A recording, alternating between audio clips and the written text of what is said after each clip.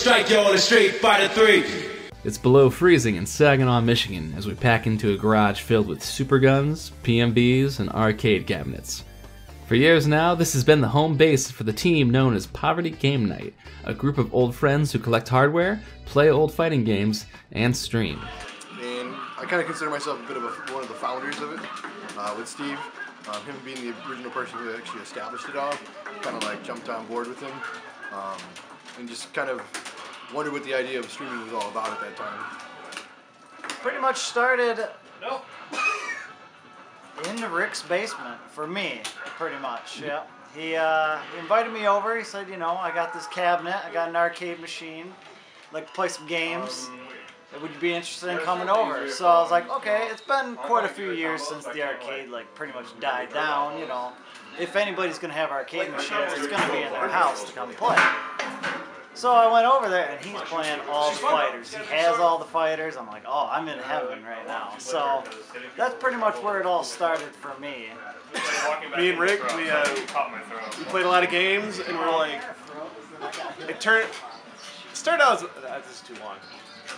It became a stream because we just played a lot of games. We were like, man, we're doing all this dumb stuff that's really fun in Third Strike mostly.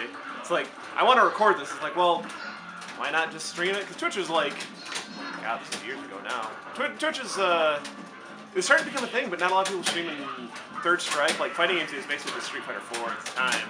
So, like, we wanted to capture what we were doing, and Third Strike community came out. Like, it's the same. It was always, anytime anyone was streaming Third Strike, the same people would show up. And, so it became this little community, and we were kind of the center of it because we were just the ones doing it the most at the time, I think, because we were both unemployed at the time. And yeah, I don't know. That's kind of how that came about, I guess. While they have experience among their ranks in a variety of older fighting games like Vampire Savior and Alpha 2, the PGN boys are notable for their talent in Street Fighter 3 Third Strike. So, one of the biggest things that made Poverty Game Night PGN basically put us on the map for Third Strike was our good friend Maximilian dude. On Xbox Live, we ran into him one evening during, I believe, Thanksgiving. I think it was like the day before. Me and Steve had been drinking like a ton of this crazy stuff that at the time it did not taste like it had alcohol in it. But it basically tasted like a mixture between like Cinnamon Toast Crunch and pumpkin pie, basically. That's how I would describe it. So we ran into him in ranks on Third Strike, 30th online, not 30th, but OE. Oh, the thing, yeah. That's right. Yeah, OE. And I beat him, and then he challenged me, and we went into the lobby in the opening round. I'm granted, keep in mind, I was like piss drunk.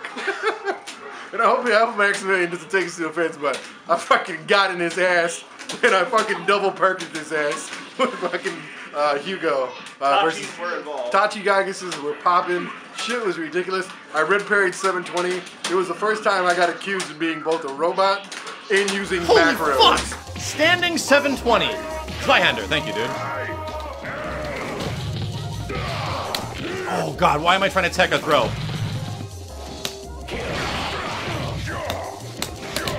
No! Jesus!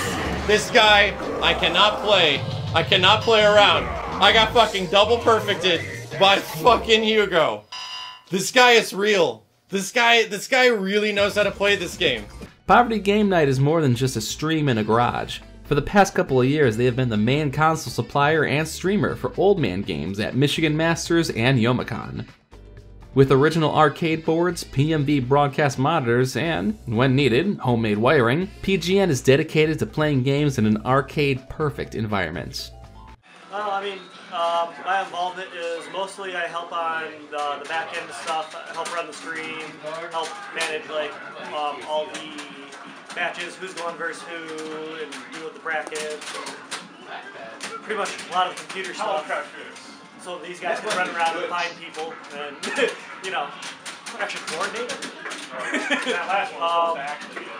But yeah, and help transport stuff when I can, and you know, I just try to be that extra fill-in when they need that guy. So, I mean, that's most of it. Not only that, but with the size of their staff, they are able to organize, run, commentate, and play in the tournaments, scoring 7th, 5th, 3rd, and 2nd at Youmacon 2017, 7th and 5th at Youmacon 2018, and finally, both 7th place slots, 2nd, and Onagai taking 1st to win Michigan Masters 2018. For this year's Michigan Masters, the stakes have been raised. Longtime Third Strike community member Mutant XP has spearheaded a Third Strike Circuit event called Jazzy Circuit, and Michigan Masters will be part of it. With Michigan Masters being one of the 6 auto-qualifier events, the winner will earn a spot in the Jazzy Circuit finale at Defend the North and receive complimentary airfare to travel there. While Onagai may have a crown to defend at this year's Masters, this is by no means the climax of PGN's involvement with Third Strike. Some games are really technical, and other games are like less technical, and for me, Third Strike just occupies like a nice spot where you can mostly just do a thing. Like if you want to play Tank, you can do target combo super, you can do short super. But then if you really want to like dig into it, it has enough stuff where like you can start doing really hard double short combos, and there's like character specific stuff, but it's not like it's not required. It's not like some games where you have to be like.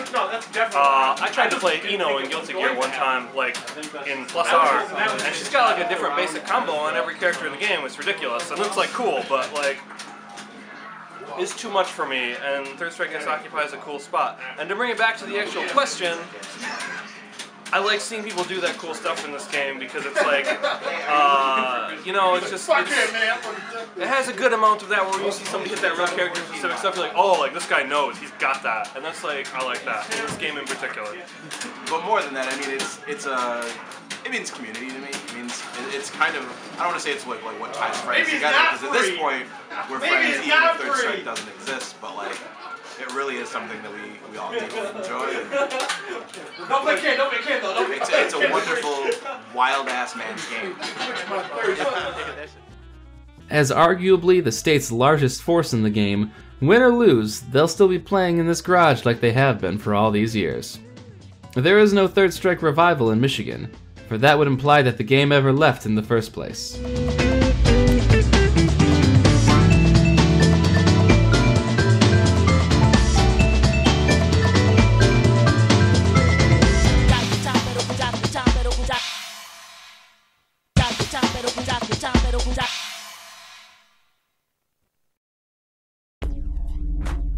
We await your return, warrior.